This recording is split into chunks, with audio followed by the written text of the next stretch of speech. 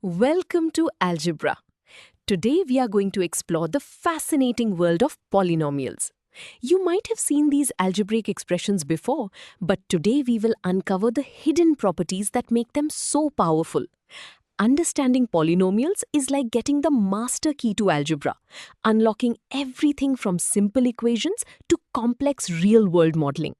Let us dive in and see how they work. Now that we are ready to begin, let us define what a polynomial actually is. Think of a polynomial as a mathematical recipe or a factory machine. You feed it a specific number, which acts as the raw ingredient. The machine multiplies that number by itself, scales it, adds fixed values, and spits out a new number. The overall shape and behavior of this machine are defined by its degree, which is simply the highest exponent present.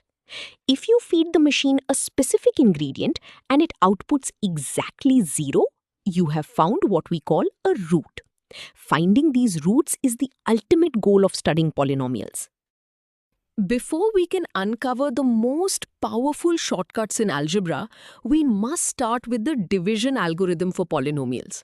Why does this matter? Because just like dividing regular numbers gives you a quotient and a remainder, dividing a polynomial by a simple linear term gives you a polynomial quotient and a constant remainder. This fundamental concept allows us to break down massive, complicated expressions into smaller, manageable pieces. By understanding how polynomials divide, we set the stage for two incredible mathematical cheat codes that will save us from doing tedious long division. Let us look at the mathematical form of this concept. The division algorithm states that P of x equals Q of x times the quantity x minus c plus r. Where does this come from? It is simply the algebraic way of saying that the dividend equals the quotient times the divisor plus the remainder. Here P of x is our main polynomial. The term x minus c is our divisor, representing the small piece we are dividing by. Q of x stands for the quotient and r represents the remainder. If the divisor changes, the quotient and remainder will shift accordingly to keep the equation balanced. This formula we just saw leads us to an important question. Is there a faster way to find the remainder without doing all the division? Yes, there is. This is where the remainder theorem comes in. It is a powerful shortcut that lets you find the remainder simply by plugging a specific number into the polynomial. Building directly on this is the factor theorem. It tells us that if we plug in that number and the remainder turns out to be exactly 0, then our divisor divides perfectly into the polynomial. This means we have found a guaranteed factor and a guaranteed root. Now let us formalize this shortcut. The remainder theorem states that P of c equals r. Conceptually, this comes from taking our division algorithm and choosing a very specific value for x, namely c, which forces the complicated quotient part to vanish. In this formula, P of c is the value of the polynomial when we substitute the constant c, and r is the remainder. If you increase or change the value of c, the resulting remainder r will change to reflect the new division.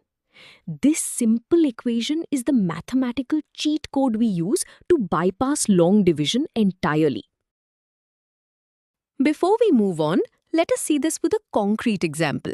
We are given the polynomial p of x equals 2x squared minus 5x plus 3, and we are asked to find the remainder when it is divided by the linear term x minus 2. Instead of setting up a long, complicated polynomial division problem, we will use our new shortcut, the remainder theorem. Since our divisor is x minus 2, we identify our constant value c as positive 2. The first step is to simply substitute 2 into our polynomial everywhere we see an x. Continuing with our calculation, we write out the full substitution.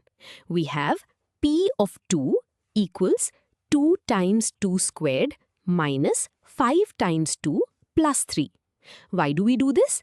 Because the remainder theorem guarantees this will give us the exact same leftover piece as long division. Following the standard order of operations, we handle the exponent first. We square the number 2 to get 4. Next, we perform the multiplications.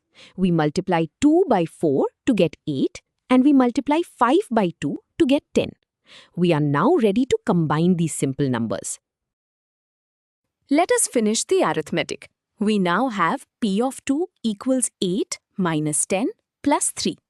We perform the simple addition and subtraction from left to right. Subtracting 10 from 8 gives us negative 2, and adding 3 to that gives us exactly 1. This brings us to our final answer. The remainder is 1. Physically, this means that if we were to divide the entire polynomial by x minus 2 using long division, the final leftover piece at the very bottom of our page would be exactly 1. Because the remainder is not 0, x minus 2 is not a perfect factor. Now that we have used this formula successfully, let us understand where it comes from. We are going to prove the remainder theorem. This chunk of the proof is setting out to show how we can isolate the remainder mathematically. We start with our foundational equation, the division algorithm, which states that P of x equals Q of x times x minus c plus r. The brilliant mathematical trick here is to evaluate this entire polynomial specifically at the value where x equals c. By substituting c in place of every x, we create a very special situation inside the parentheses. We get P of c equals Q of c times the quantity c minus c plus r. Continuing with our derivation, let us look at what happens to that special term. The expression c minus c evaluates exactly to 0. This was a deliberate mathematical trick to eliminate the complicated quotient part of the equation. We now have P of c equals Q of c times 0 plus r. Because anything multiplied by 0 is simply 0, the entire middle section of the equation vanishes completely. We are left with only the remainder on the right side. This gives us our final proven result. P of c equals r. The intuition here is beautiful. By choosing the exact root of the divisor, we bypass the quotient entirely and expose the remainder. Now that we have proven the remainder theorem, let us look at the mathematical form of the factor theorem. The formula is incredibly simple. P of c equals 0. Where does this come from? It is the exact same remainder theorem, but for the special case where the remainder is nothing. In this equation, c is the root of the polynomial.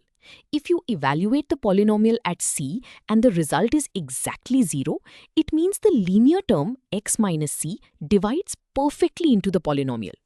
This simple condition is what we use to break down complex equations. Before we move on, let us see this theorem in action. We are asked to determine whether the expression x minus 1 is a perfect factor of the cubic polynomial p of x equals x cubed minus 4x squared plus x plus 2. We want to know if it divides cleanly with nothing left over. To solve this, we will apply the factor theorem. The theorem tells us that x minus 1 is a factor if and only if the polynomial evaluates to 0 when we plug in positive 1. So our first step is to substitute 1 into the equation. Let us continue by performing the substitution.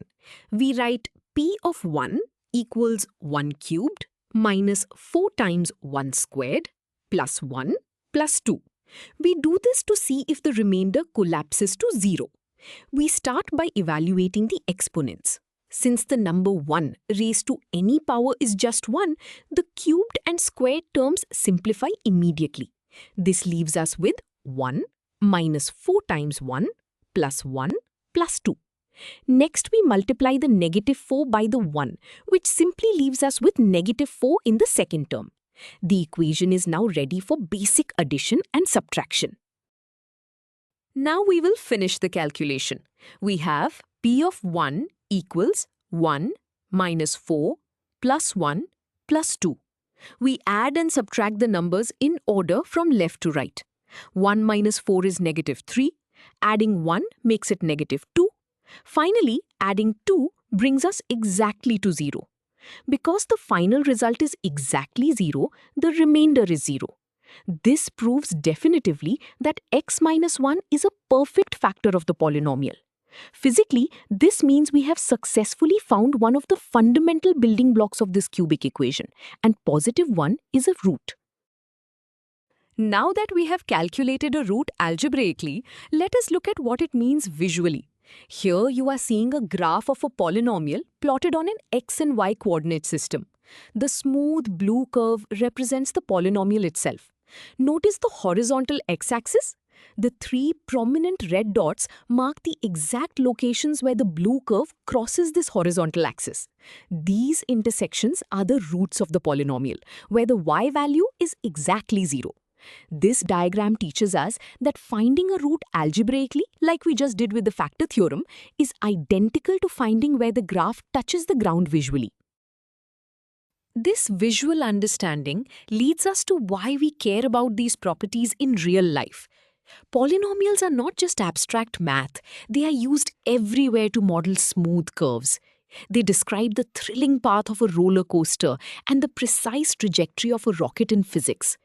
The roots we just learned to find tell us critical information, such as the exact moment a projectile will hit the ground or when a business's profit will exactly break even at 0.